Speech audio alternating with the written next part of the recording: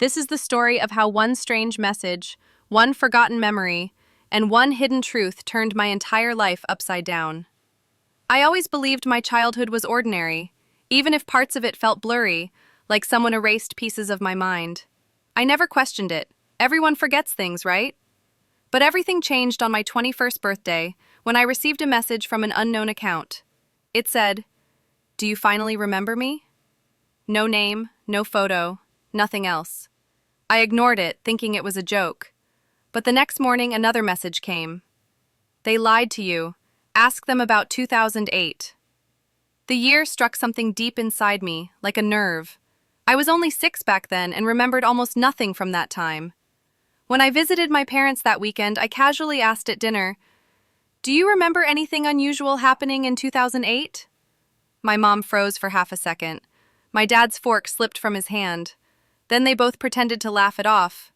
My mom said, "Nothing special happened, honey." But her voice was shaky. That night I couldn't sleep. Something felt terribly wrong. The next day I checked my phone again. Another message. "Look in the attic."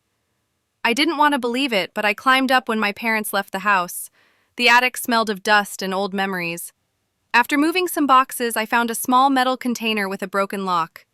Inside were 3 items: a hospital bracelet with my name, a picture of me with a woman I didn't recognize, and a police report. I read the report in disbelief. Missing child case. Child found near riverbank. Estimated age, 6 years old. The date matched 2008. Missing? Found near a river? Why had no one told me this? My phone buzzed again. "You weren't missing, you were taken." My heart thudded in my chest. Taken by who and why? When my parents returned, I confronted them. My mom cried immediately. My dad tried to stay calm but failed. He claimed I wandered off at a picnic and was found by police 3 days later. He said they hid the documents because they didn't want me traumatized. But something felt rehearsed, wrong. Over the next week, the messages continued, but they conflicted with each other. One said I was kidnapped for ransom. Another said my parents had sold me and later took me back. Another said someone wanted me back. I didn't know what to believe. I contacted the police station pretending I needed an old record. They emailed me a scanned copy. This one had a note. "Child refuses to speak, repeats the name Mila, identity unknown." Mila? That wasn't my name. Or was it? I received a final message. "If you want the truth, meet me where it happened." It included a location, the old river picnic area. I drove there trembling. It was abandoned and silent. As I approached the water, I saw a woman standing there with her back to me. When she turned, my whole body froze. She looked exactly like me, older, but unmistakably similar. She whispered, "Mila, I knew you would come." I said, "My name isn't Mila." She shook her head softly. "That's what they told you." I asked who she was. With tears in her eyes, she said, "I'm your sister." I stood frozen, staring at the woman who claimed to be my sister. She looked so much like me that denying it felt impossible, yet my mind refused to accept it. She stepped closer and said, "Your real name is Mila. They renamed you." My heart pounded as she explained that when we were young, our biological mother struggled to raise us. We lived in unstable conditions, constantly moving, surrounded by chaos. One night, during a violent argument between her and someone else, our mother grabbed us and fled toward the riverbank. In the confusion and darkness, I slipped out of her hands. My sister tried to pull me back, but the current of people and panic separated us. By dawn, a couple found me alone near the river. I wasn't speaking. I just kept repeating, "Mila," but no one knew if that was my name or someone else's. There were no documents, no identification, nothing. My mother vanished the same night.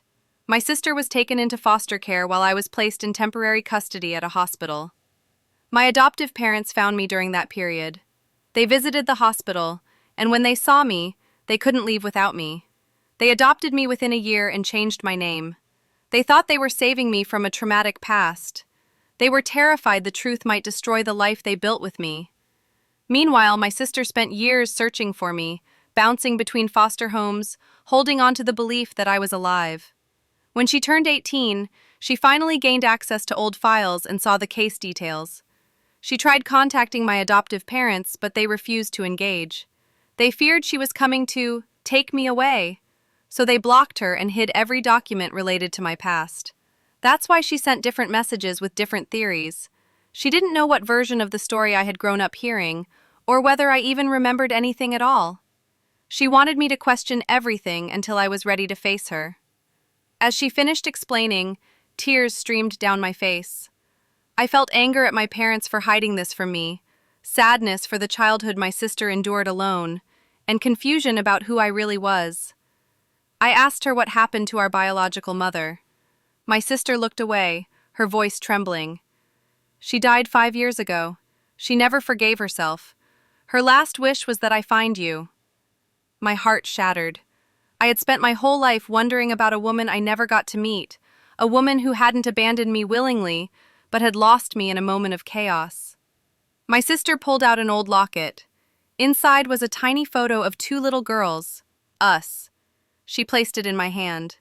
She wanted you to have this. Everything felt surreal. My memories suddenly flashed, the sound of rushing water, a voice calling my name, a girl crying. Pieces of my childhood snapped back into place. After hours of talking, crying, and sitting by the river, we exchanged numbers and promised to rebuild what was lost. When I returned home, my adoptive parents were waiting, pale and terrified. They knew where I had gone. My dad said, "We were scared she'd hurt you." I answered, "She didn't hurt me, she found me." There was no screaming, no blaming, just heavy silence filled with fear, love, guilt, and all the choices they made out of desperation. Over the next weeks, we talked openly for the first time. They admitted they were wrong to hide everything. They thought keeping the truth buried would keep me safe. Instead, it nearly destroyed me. But healing is possible. Now, a year later, I have 2 families. I have a sister who never stopped looking for me. I have adoptive parents who love me deeply and are learning to face the truth with me. And I have a past that finally makes sense. I wasn't kidnapped. I wasn't sold. I wasn't unwanted. I was lost. And now, at last, I've been found.